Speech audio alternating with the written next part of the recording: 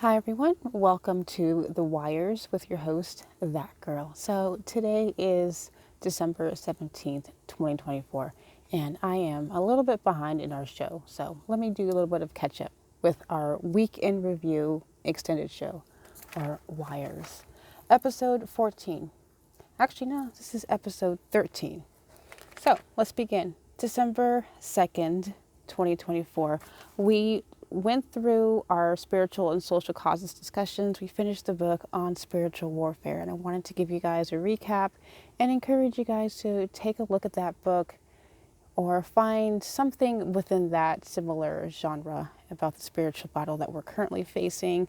Very encouraging, great points, and for those who are believers, especially those who believe in Christ, the importance of being God's loyal sheepdogs and what that actually looks like. We are constantly being immersed in a spiritual warfare, and this book really is, like I said before, it felt like it was written for me specifically for such a time as this. Very helpful, relevant, useful information. So get a copy if you can, and check out the link for more of an overview from my Substack. December 3rd was our Tuesday's Business and Tech Talks discussions. So, Power of Words as a Boss. And that was titled These Words of Mine. I had done the white rice experiment with my children.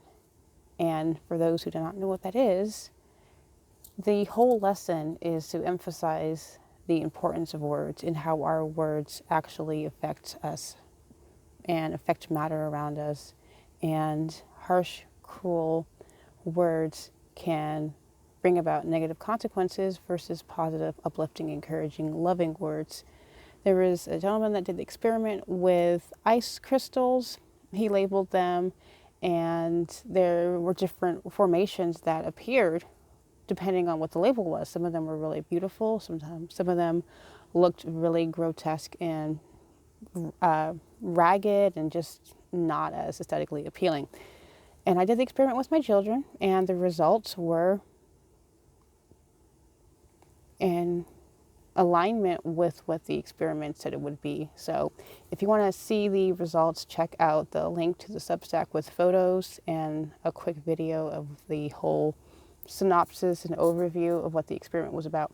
So in regards to business and tech talks discussions, if you are in a position of authority, if you're a boss, if you are leading a company, you have individuals and peers or subordinates underneath you, it's very imperative that you're mindful of how you're speaking and communicating with your people, the words you use, because it has an impact on them.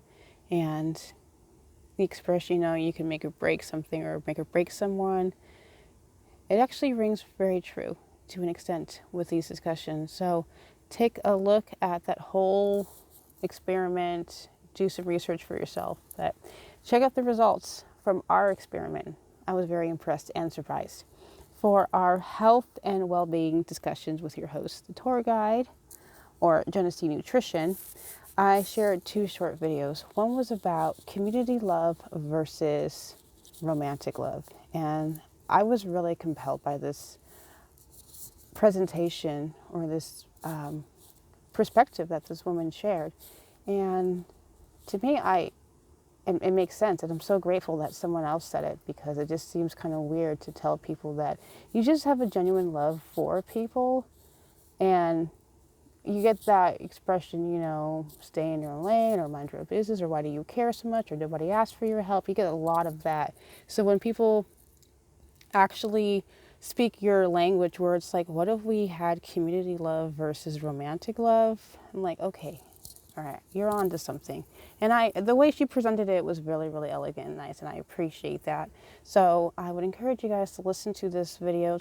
It's maybe about 3 minutes long, and she goes into a little deeper explanation as to the conspiracy of why do they always push romantic love in media, in books, TV shows, movies, music.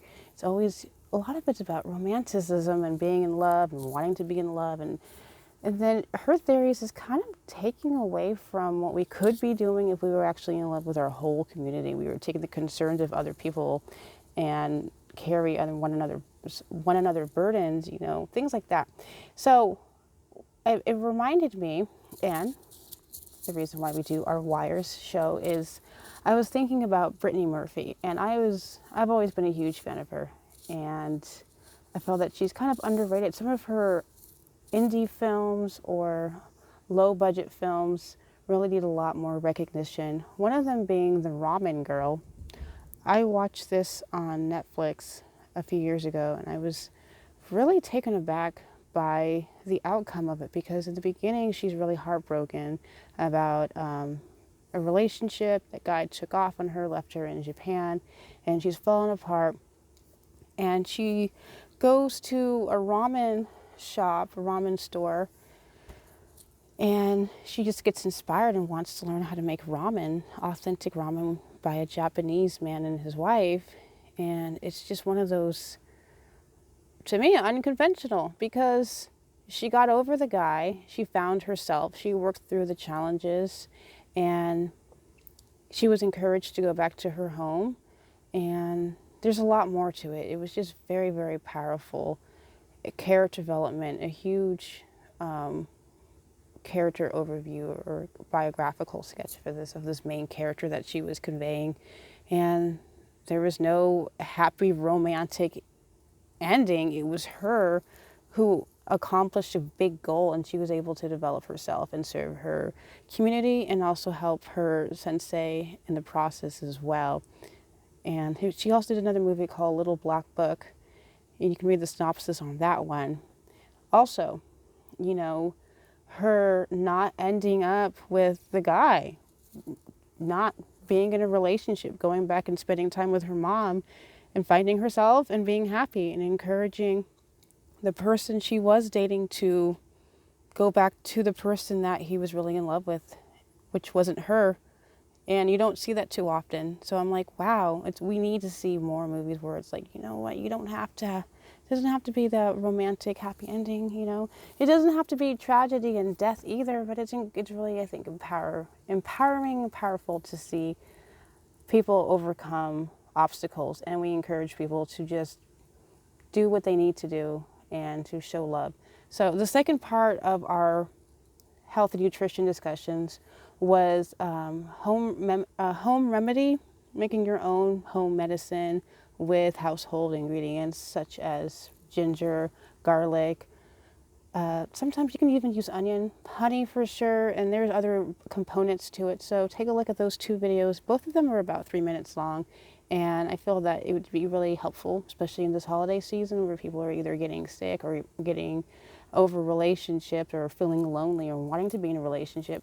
Is that really necessary? Is that what you're called to do? What would it be like if everyone was happy, healthy, and whole with just who they are, serving and loving other people all at the same time? So, very powerful episode. So for our Thursday showcase event, and also encouraging people to go out there and do some holiday shopping local for the people in the area that I'm in, you know who you are. So the LT Sue Tea Room and Emporium, they make wonderful teas. They can ship it to you in the mail. They're trying to help revitalize downtown Hanford and rebuild China Alley and help bring life and vibrancy back to the community. So please support their efforts by supporting their business, LTC Tea Company, Tea Room and Emporium, and check out the link for information, how to get to their website, more information about the history of China Alley and what the businesses there were like and what they're trying to hope to accomplish in the future with restoring that area. So with that, I've been your host, That Girl. Shout out to Kanye in the Wires. At any point in time you're consuming this, I can only hope you're doing well. And as always, God's peace.